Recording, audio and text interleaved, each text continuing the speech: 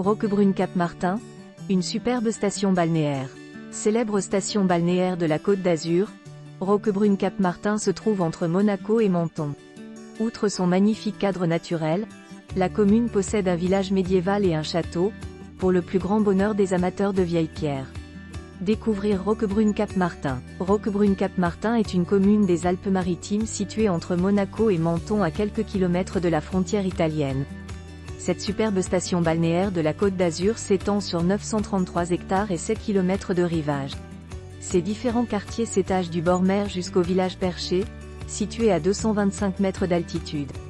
La commune tire son nom de la couleur de sa roche brune, Rocca Bruna, et jouit d'un cadre naturel d'exception, comprenant notamment le Cap Martin, une magnifique avancée de terre dans la mer. Du haut de son château médiéval, à l'entrée payante, la vue porte jusqu'à Monaco quand on se promène sur le chemin de ronde. Une destination prestigieuse, station balnéaire de renom, Roquebrune-Cap-Martin a accueilli d'illustres personnages comme Winston Churchill, Coco Chanel ou Jacques Brel. Le faste de certaines demeures rappelle que des têtes couronnées, des écrivains et des artistes, sont venus y chercher l'inspiration et le repos. On peut aussi y voir le cabanon Le Corbusier que l'architecte avait surnommé « Mon château sur la Côte d'Azur » et la villa E1027 de la décoratrice et architecte Eileen Gray, construite en 1924 sur le bord de mer. Dans le village proprement dit, les ruelles en calade et les placettes sont très pittoresques avec des façades colorées et des fleurs à foison en été. Les lieux à voir. Commune limitrophe de la principauté de Monaco, Roquebrune-Cap-Martin a de nombreux attraits touristiques. La grotte du Vallonnet, site préhistorique datant d'1 million d'années où l'on a retrouvé un outillage archaïque taillé par des Homo erectus, ainsi que des ossements d'animaux, le tombeau de Lumone, seul vestige de la station de Lumone. Ce monument funéraire romain a été construit un siècle avant Jésus-Christ.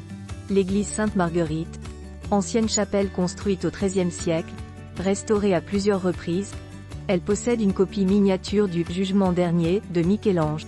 La chapelle de la Posa, construite au XVe siècle à la suite d'un vœu des habitants au moment de l'épidémie de peste en 1467. Fresques intérieures. Le château médiéval, cette fortification édifiée à la fin du Xe siècle par Conrad Ier, comte de Vintimille, possède le plus ancien donjon de France, château ouvert tous les jours, visite payante. Un olivier millénaire qui fait partie des arbres remarquables de France, probablement planté par les Romains vers l'an 400. Le parc des Oliviers. Cette ancienne oliveraie du Cap Martin est le lieu idéal pour une promenade paisible parmi des arbres plus que centenaires à noter. Des sentiers pédestres permettent de découvrir la commune autrement, le tour du Cap Martin, le chemin de Menton et le Mont Gros.